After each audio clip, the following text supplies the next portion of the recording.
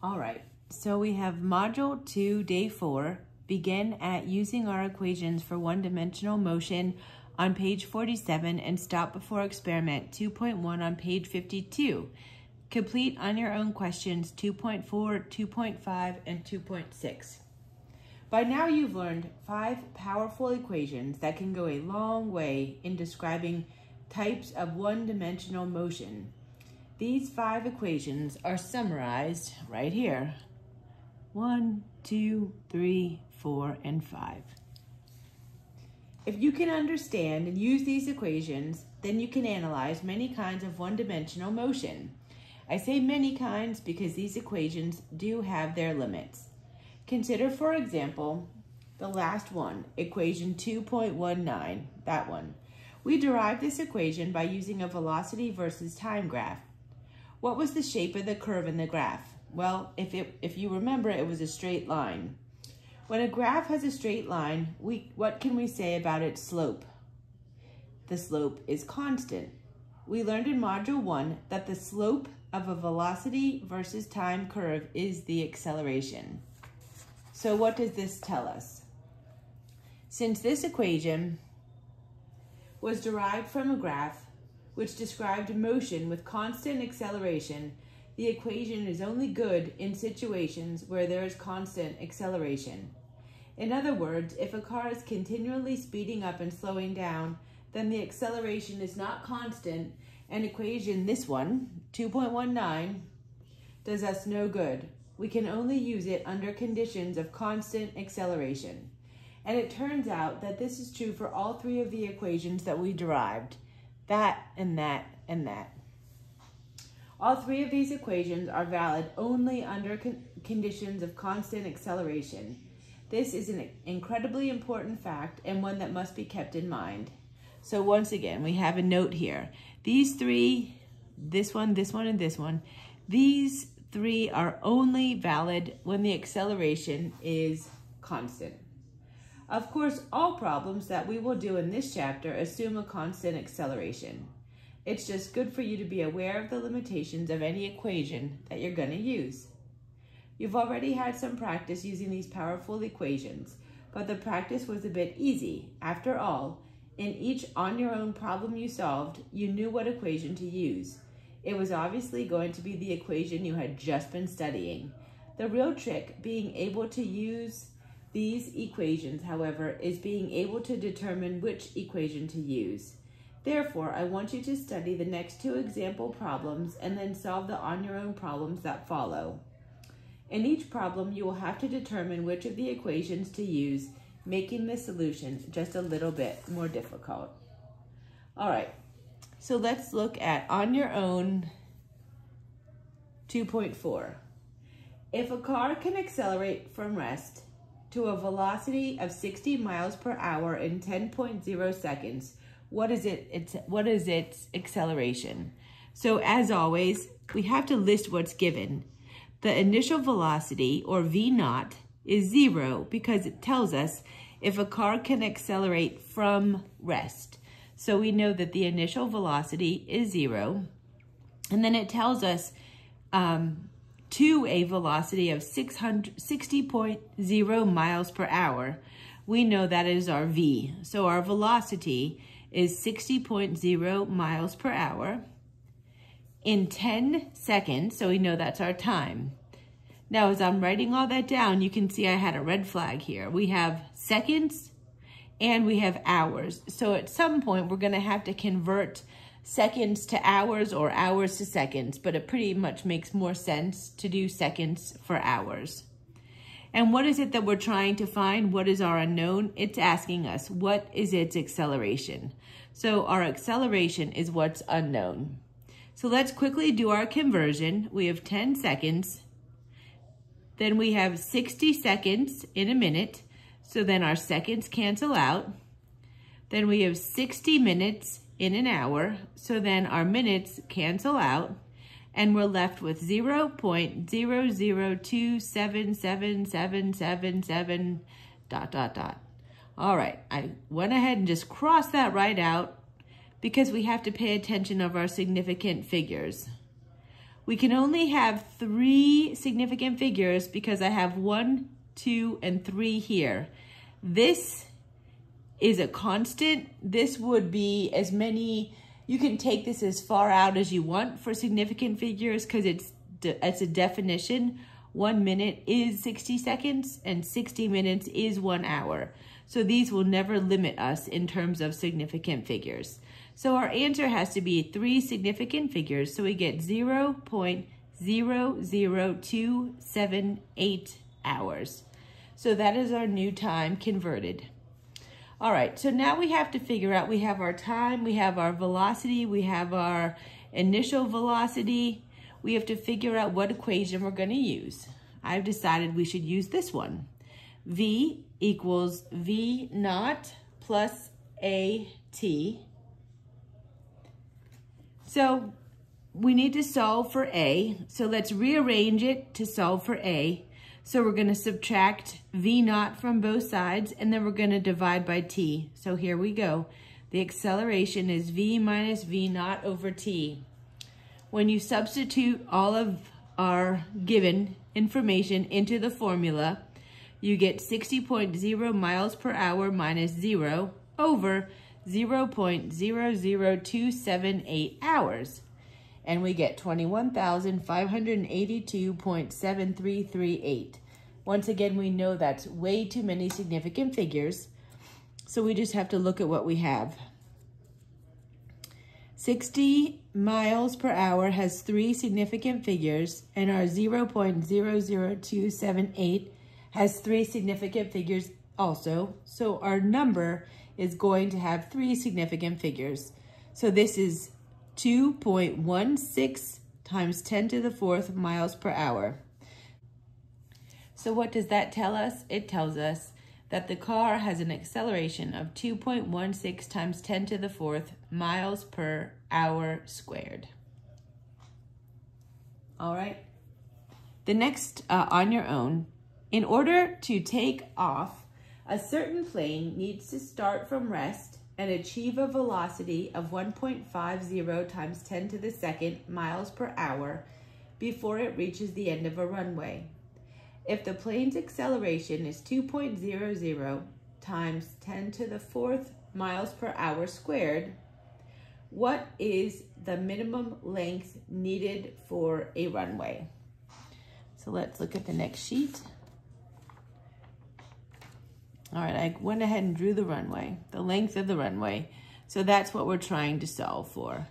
So what we are given is, again, the initial velocity. It starts from rest, so our V naught equals 0. Our V, or our final velocity, is 1.50 times 10 to the 2nd miles per hour. And it tells us the acceleration is 2.00 times 10 to the 4th miles per hour squared. And then once again, we're solving for the unknown, the length of the runway. So we have to figure out what equation is going to have all that, or which one should we use? We should go ahead and use this one. So what I've done is rearrange this equation and then solving for delta x. So by doing this, you have to subtract V naught squared from both sides and then divide by 2a. So you're left with delta x equals V squared minus V naught squared all over 2a. So you take all of the information that is given, put it into the equation, solve the equation, and you get 0.5625. Once again, that's probably too many significant figures. So let's figure out how many we can have. Well, in this we have 3, and this we have 3, and this we have 3, and in this we have 3. So our answer can have 3 significant figures. So 0.563 miles. So the runway must be at least 0.563 miles long. A biker can maintain a constant acceleration of 0.030 meters per second squared. If the biker starts from rest How far can she travel if she keeps that acceleration up for 5 minutes? All right, given. Our V naught, or initial velocity, is 0 because it says she starts from rest. It tells us the acceleration of 0.030 meters per second squared. And it tells us she is, how far can she travel? In 5 minutes. So we know our time is 5 minutes. Once again, I have a red flag here because we have minutes and seconds. We definitely are going to have to convert something here. So let's go ahead and do that real quick. We have 5 minutes, and then we have 60 seconds in a minute, so our minutes cancel out, and we're left with 300 seconds. Well, I have that scratched out because we have to pay attention to our significant figures. We have 2 significant figures here, and we have 2 significant, this is a this is a definition. 1 minute is 60 seconds, so we never have to let that be involved in our significant figures. So the answer can have 2 significant figures. 3.0 times 10 to the second seconds. So that is how we will list our time. All right, we're trying to find how far can she travel? So our unknown is our delta x. So we have to find the equation that's going to work for us. And I chose this one. Delta x equals v naught times t plus 1/2 at squared. So we have all that information. So we take it and we put it into the equation. So we have v naught, which is 0. So 0 times anything is 0, plus 1/2 times the acceleration times the time squared. So here's our time. Our time squared is this. So delta x equals 0.015 meters per second squared times 9.0 times 10 to the 4th second squared. The second squared are going to cancel out, so we should be left with the answer in meters. We get 1,350 meters. Once again, we have to pay attention to our significant figures. We can only have 2 significant figures here and 2 significant figures here, so our answer can only have 2 significant figures. So the biker can travel 1.4 times 10 to the 3rd meters in 5 minutes with that acceleration. All right, there's a little bit left in the chapter. Free fall. You might be wondering just how practical all of this stuff really is. Remember to apply the things that we have learned to any situation. 2 conditions must exist. First, all motion must occur in a straight line. After all, we are talking about one-dimensional motion here. Things can only travel in one straight direction or in precisely the opposite direction. No curves, no bends in the road, nothing. All motion has to be perfectly straight. And second, the acceleration of any body that we study must be constant. If the acceleration is not constant, then the last 3 equations that we derived, these guys, this one and this one and this one, are not applicable. So we can't use these if the acceleration is not constant. So how often does this really happen? How often do things actually travel in straight lines with constant acceleration? Well, there is one situation in which both of these conditions always apply. Free fall. Free fall is defined as the motion of an object when it is falling solely under the influence of gravity.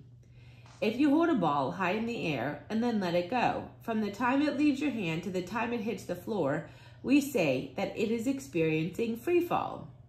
In principle, we all know why things fall when they are dropped. The earth tends to attract other bodies to itself. We call this attraction gravity. We will be learning a great deal about gravity in an upcoming module. So for right now, I just want to concentrate on the aspect of gravity that is relevant to our discussion of one-dimensional motion.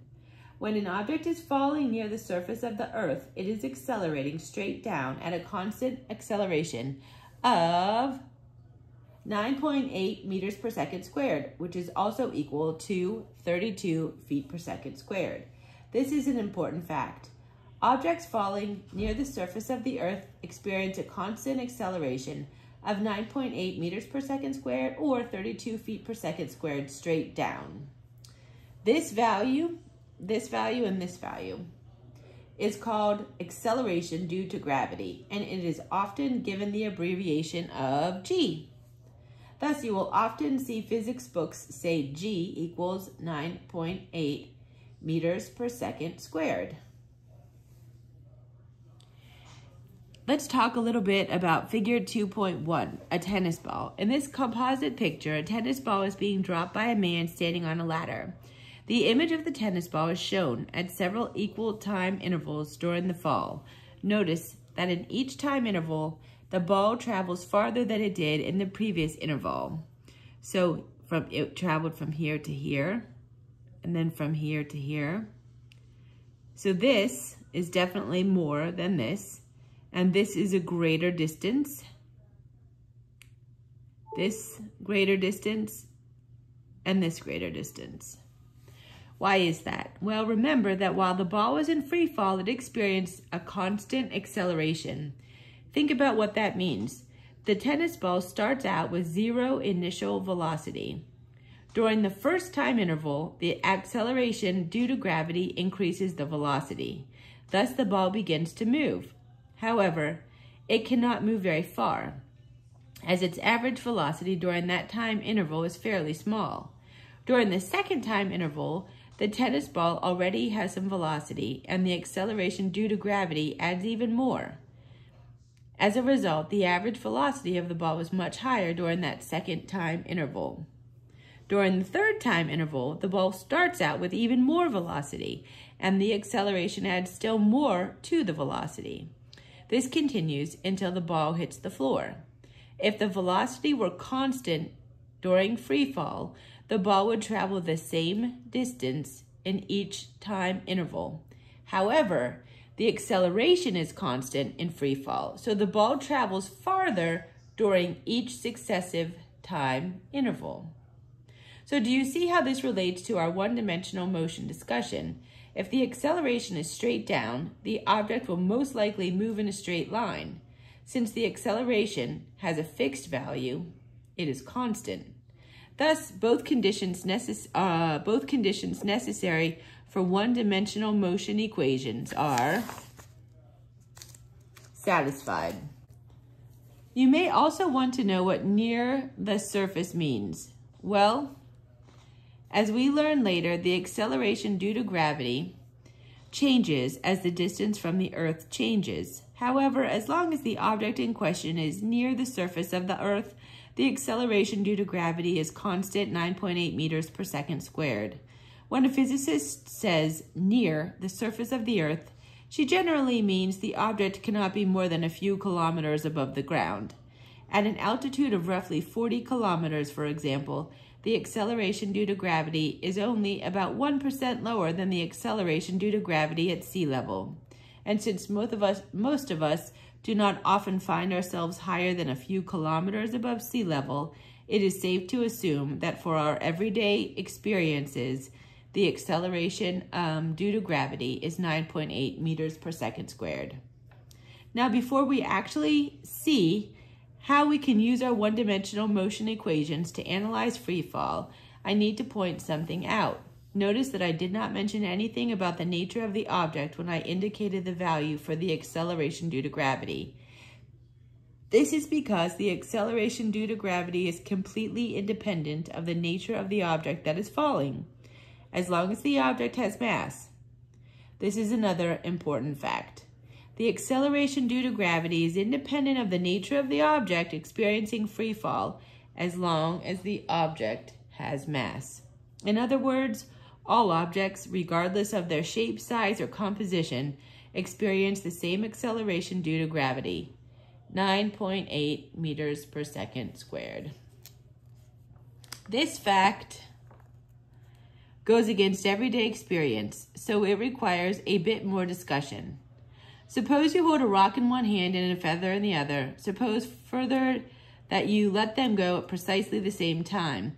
Which one will hit the ground first? From our everyday experience, we say that the rock will fall very quickly, while the feather will float down slowly. Obviously, then the rock will hit the ground first. Let's take this situation and examine it from a physics point of view. If I hold the rock and the feather steady and then release them at the same instant, what are their initial velocities? Since they were both held still before being released, their initial velocities are both 0. Thus, both the feather and the rock have exactly the same initial velocities. Once you release them, however, the rock starts traveling much faster than the feather. In other words, over the same time interval, the rock's velocity becomes much greater than that of the feather. We have already learned that the one thing that can change velocity is acceleration. Thus, the rock must have a faster acceleration due to gravity than the feather, right? Well, surprisingly, the answer to this question is no. To find out why, perform the following experiment. Experiment 2.1, the acceleration due to gravity is the same for all objects, and we will be doing that in class.